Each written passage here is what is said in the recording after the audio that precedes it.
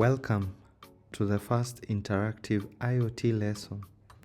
My name is Joseph, and today we are delving into the fascinating world of Internet of Things by building something we interact with every day, a traffic light system. This lesson is perfect for beginners who are starting their journey into the world of hardware programming, electronics, and IoT. The best part is that you don't need an expensive equipment to get started.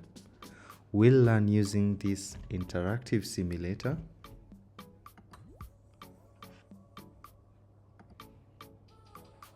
then build using real hardware.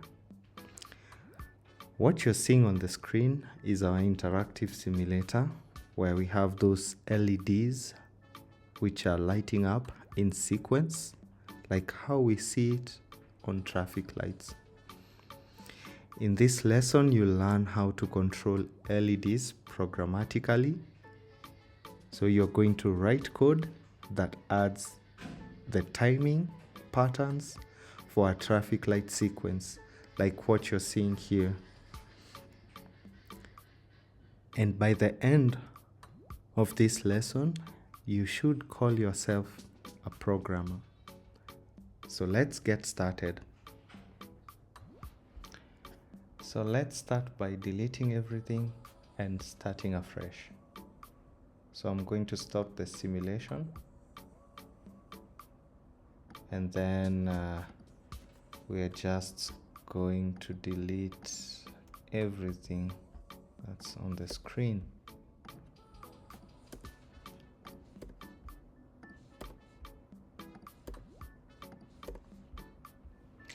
Yep, we have a blank screen. So right here in the middle, this is called a canvas. This is where we are going to drag all the components that we need for each lesson and connect them up. And the components, we can find them on this sidebar over here. If we look at our first lesson, the components that are needed, we need an Arduino UNO, 3 LEDs, 3 resistors, breadboard, and jumper wires. We'll talk about this when we are connecting the real hardware.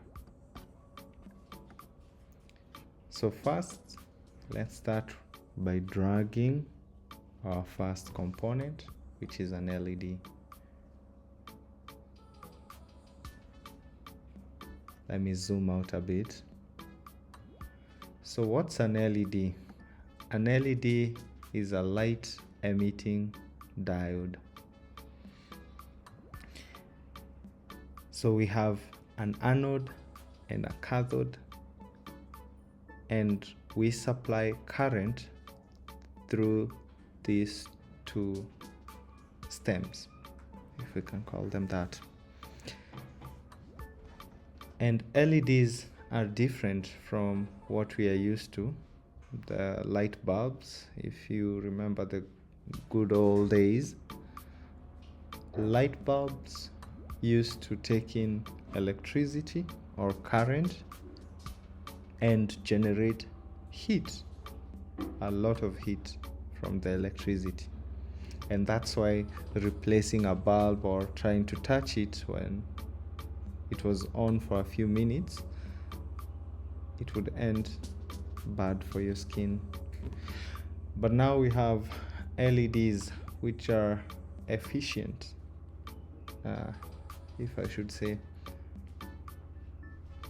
because they convert the electricity itself into light using a method that we are not going to get into at this moment. So that's all about the LED. I don't think there's much we can talk about for now. Once you click on the LED element, a window or a pop-up shows up here where you can assign it a name. So we'll call this LED red. And the color You can change the color if you'd like, but I'll leave it to red. We needed 3 LEDs, so we are going to drag another LED, and this one will change it to yellow and give it the name of yellow. We need another third LED. We'll name it green, and we'll assign it the green color. So those are the LEDs that we need. The next item that we need is a resistor. So what's a resistor? A resistor is something that we use to protect electronic components. And in our case, we want to use the resistor to protect our LEDs. So how does a resistor work? Let's use a water illustration to demonstrate this. And we'll drag a 9-volt battery. Let me just change the orientation a bit. And let's think of this battery as a water tank, okay? And now we are going to connect a pipe to our LED. And when we run this simulation, the LED will definitely burn or break because it's not able to withstand the flow of water that's coming from this tank. As you can see, the issue, the current or the flow of water that's coming through the LED is 853 milliamps, while the LED can only handle a 200 milliamp. So how can we fix this issue? Well, just like in our homes, when we connect a water tank, we don't just get the water directly from it through the pipe. We have something that controls the flow of the water, which is a tap, a faucet. We usually have a tap inside our homes to control the flow of water, and we can liken our tap to this resistor. So if we add a resistor here,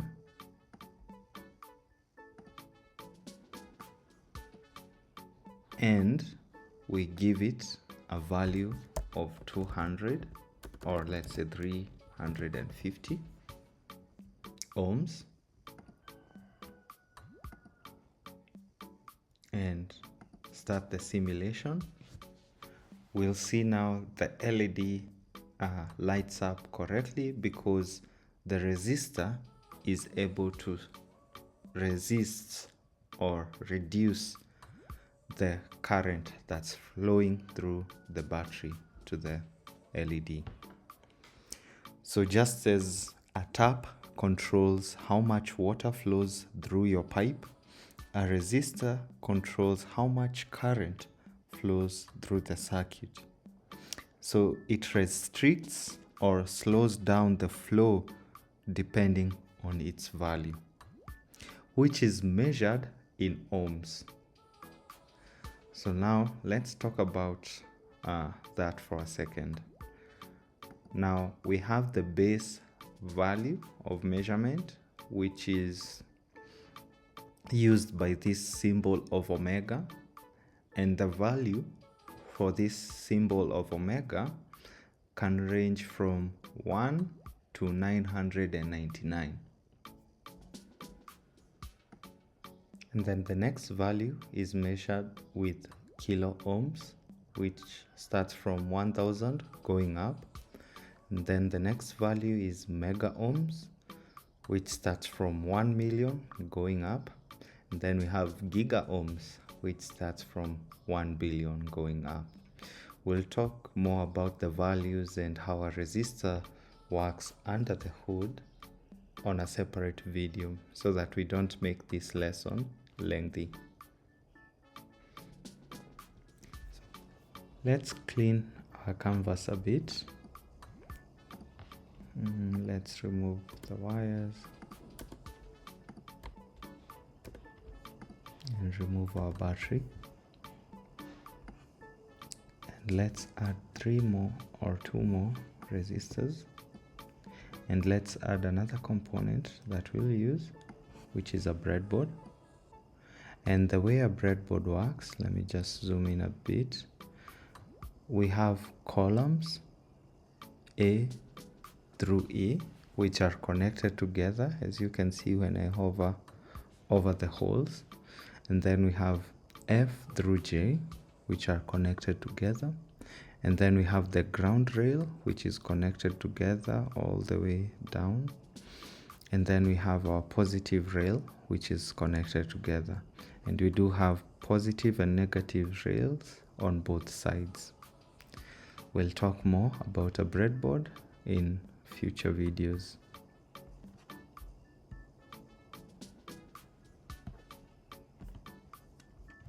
The next item that we need is an Arduino UNO, or a microcontroller. And we can find these small computers on many household items, such as a fridge, a washing machine, a microwave, and lots of other items. And we'll use it to control the sequence of how the LED lights up. So now that we have everything here, let's go ahead and connect everything. But before we do that, let's organize our canvas a bit so that we can have a nice cable management. So what I'll do is move the controller below the breadboard, and I will move the breadboard on top of the controller, and then the LEDs will be at the top. So now let's place the LEDs in order. And now let's connect the LEDs to the breadboard. Remember, the shorter lead, the cathode, goes to the positive side, and the longer lead, the anode, goes to the positive side. So let's do that.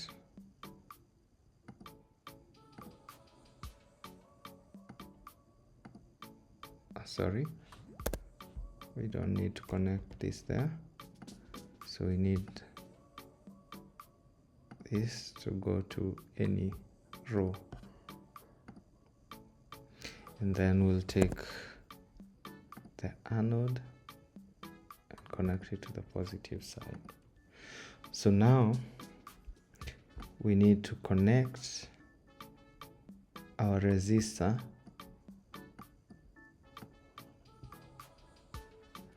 Make sure where we are placing the resistor is on the same line or row as our anode is connected to.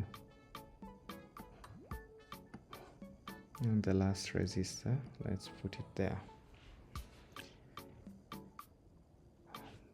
Now we need to connect the power. Where are we going to get the power or the current from?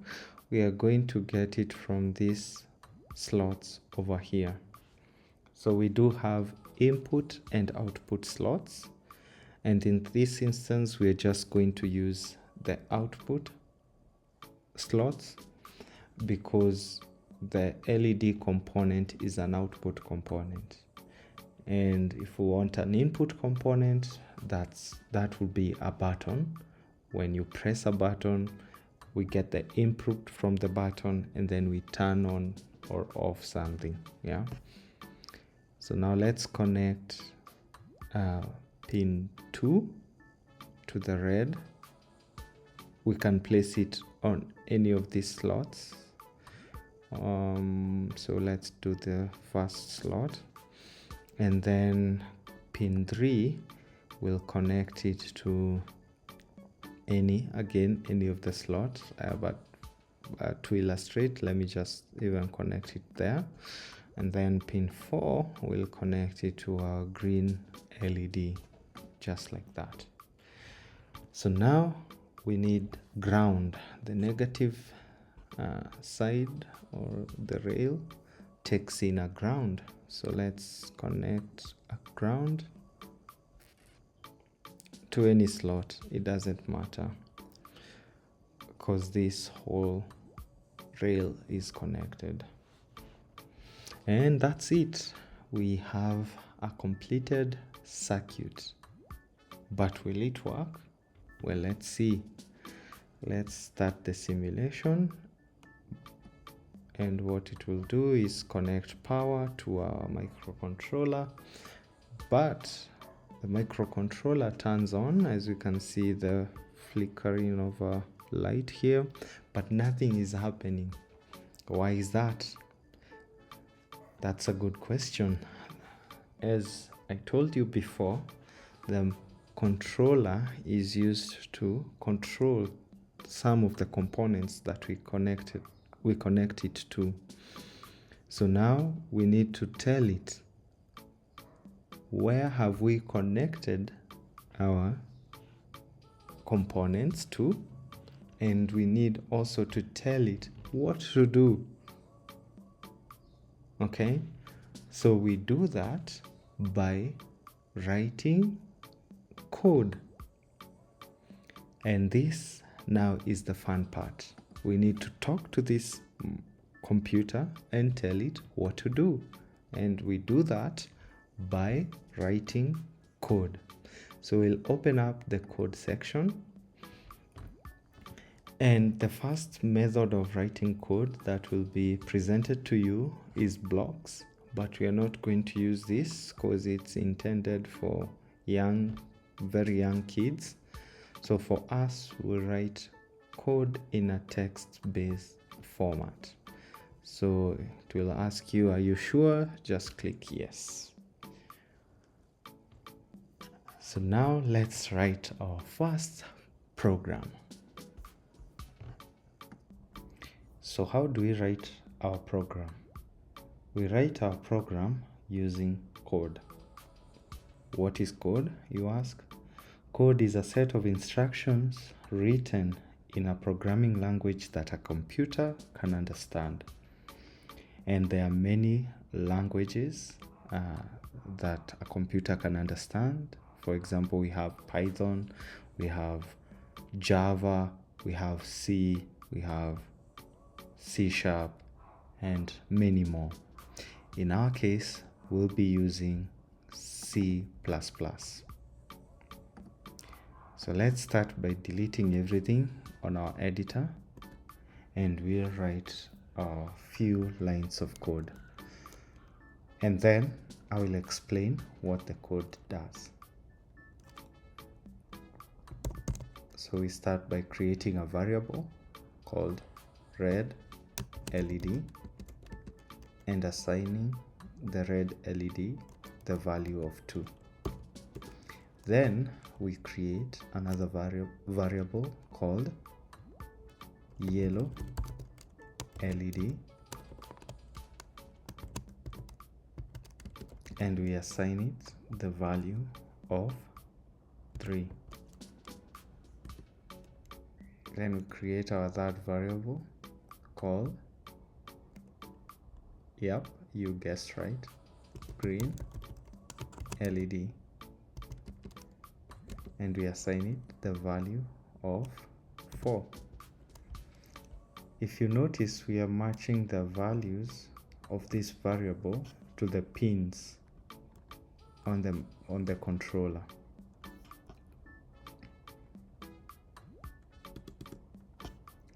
So the next thing that we are going to write is functions. and we are going to have two functions. The first function is void setup,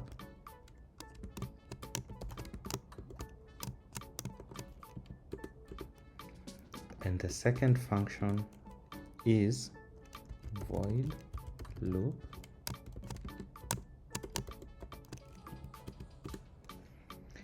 Now the first function, this function will contain the first set of instructions that are going to be read by the controller. So the first initial instruction that we are going to put is, we are going to say pin mode red LED is output. So we are telling the controller, set the pin that's labeled red LED, which is pin 2, as you can see here, to an output pin. And then we are going to do the same for the green and yellow pin. So pin mode yellow LED, set it to output. Pin mode green LED, set it to output. So those pins, pin 2, 3 and 4, will be output pins, which are going to send electricity or current to our LEDs. And that's it. So in our loop, as the name suggests, we are going to tell the controller to do this over and over again, infinite times. As long as the controller is on, it was going to do these steps over and over again. Let's add more instructions. So we're going to write digital write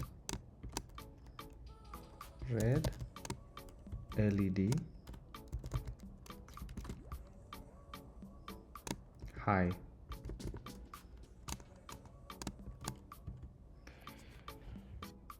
So what this does, it's just telling the controller send 5 volts to that pin, and whatever is connected to that pin will receive 5 volts.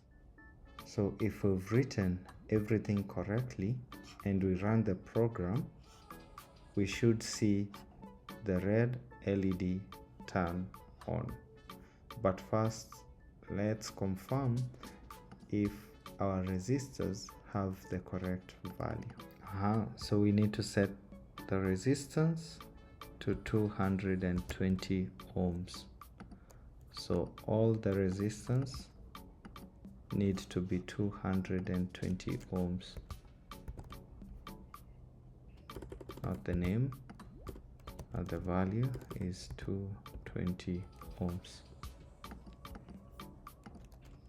220 ohms. We change this also to ohms. So now let's go back to our code and just confirm if everything is okay. So the first thing that I'm noticing is that we are breaking the rules. In C++, we need to state the value, what's the type of the value that's stored in that variable. So in our case, the values are numbers, so we need to add int in front of it, or integer in front of our variables. So now that we've done that, if we run the code, we should see our LED, red LED, turn on. So that's great. So let's stop the simulation a bit. So something also that I want us to add, our variables are still not descriptive enough. So I want to add red LED pin, red LED pin, or yellow LED and green LED pin. So now when you read the name of the variable, you'll be able to know, oh, red LED pin is 2. The red LED is connected to pin 2. So now that's a bit descriptive. So let's just update everywhere else.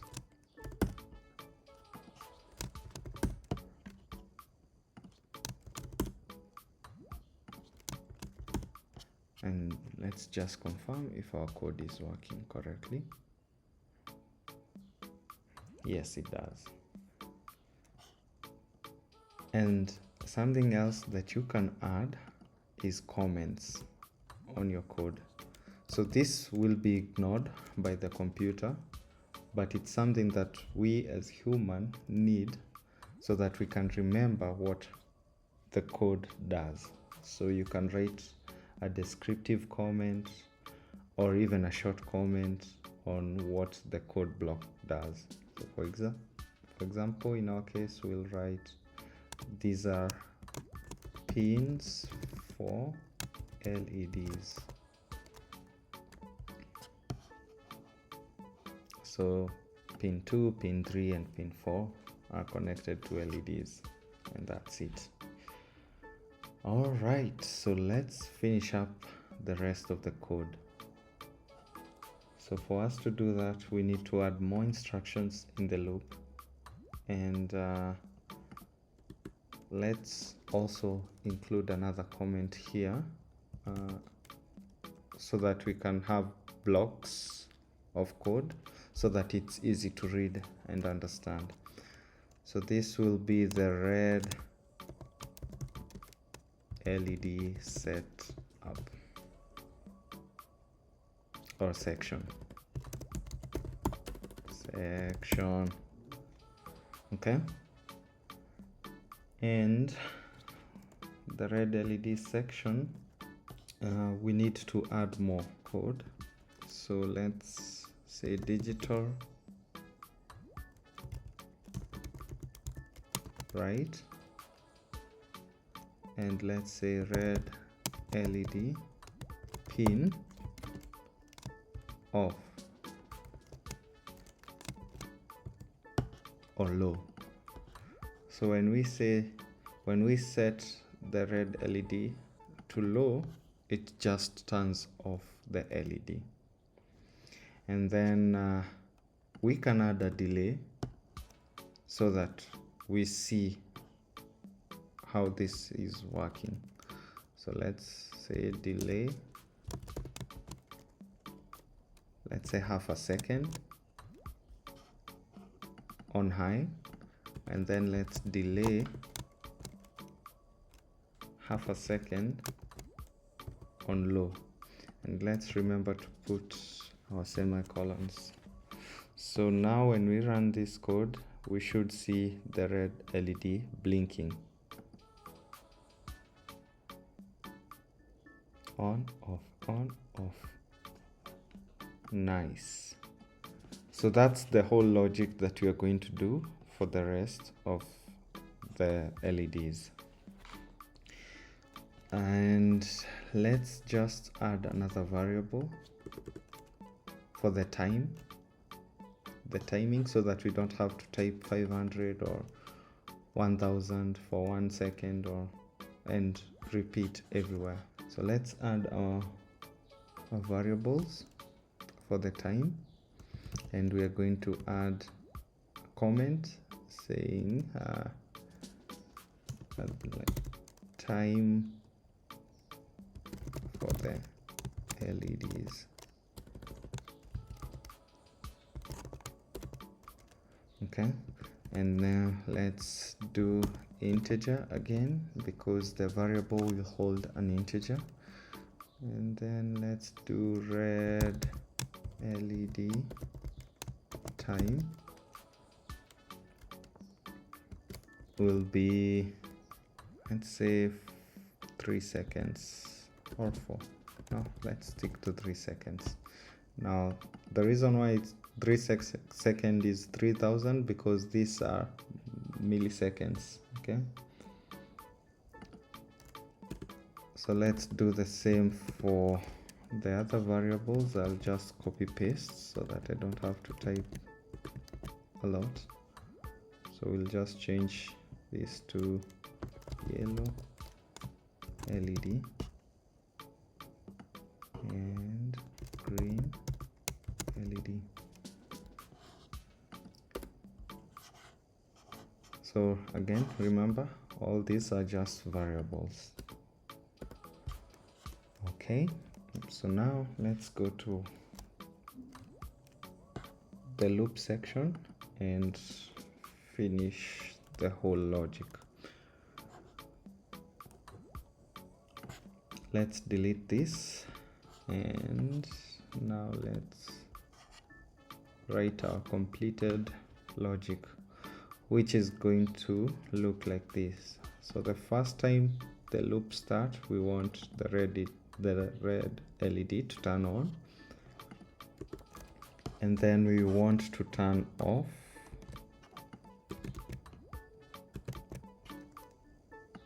the two LEDs,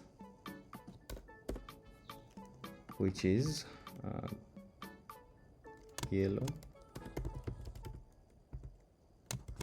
LED and green.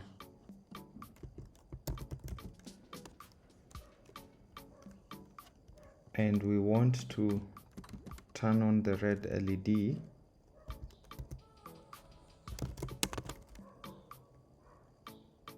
for 3 seconds.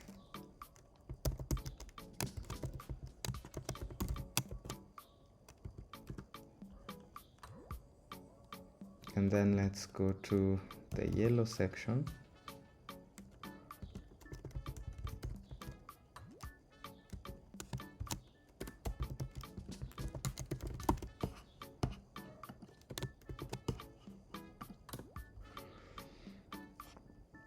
And what do we want to do for the yellow?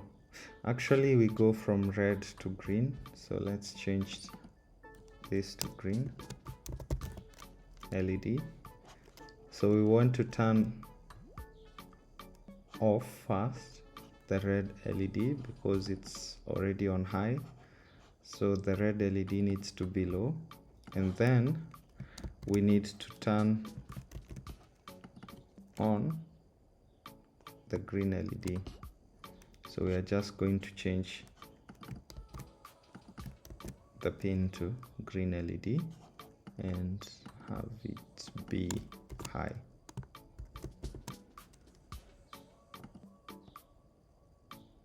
And for how many seconds? Let's add a delay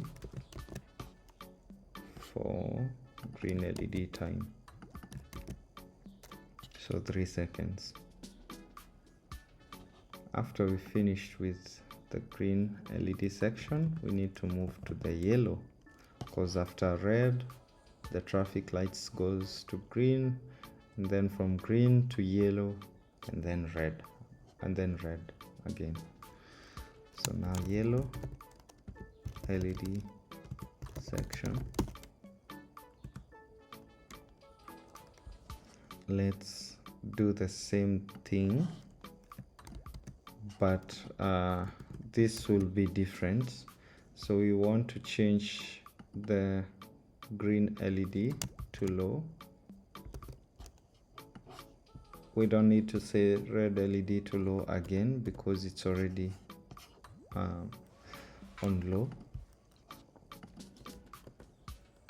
So we've turned off the green LED, and then we need to turn on the yellow LED. So let me just copy this.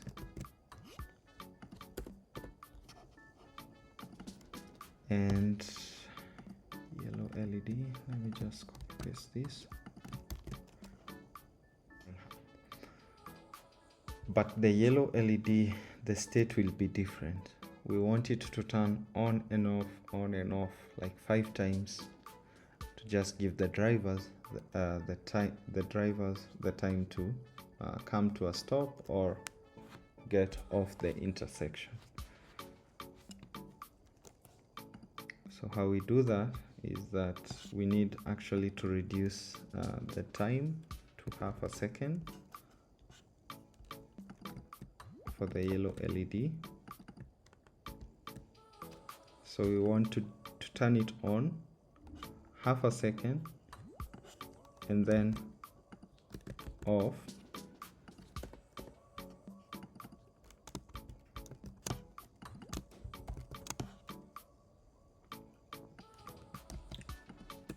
half a second. So on half a second, off half a second, and we need to do this 5 times. So let me just copy paste this.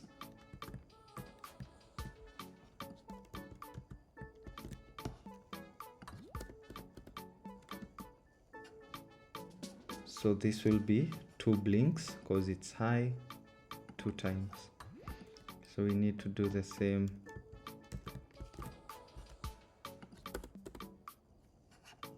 So high, this is 3 times,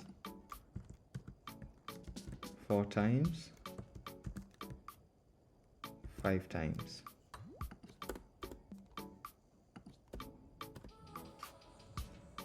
So we count our highs, 1, 2, 3, 4, 5. And then the last time, we don't need to set it to low because it needs to end with a high. So we can remove this last low because it's going to be turned off once the loop starts over again. And that's our code. So let's test it and see if it works. Let's just make sure the syntax is correct. But anyway, we can run it, and if there is any errors, then we'll fix them.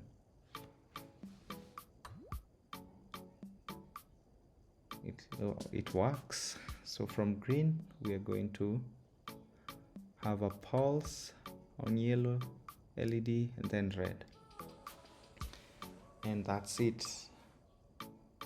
We are done with the first lesson on the simulation side. So the next lesson, we are going now to use real hardware. So I'll see you on the second part.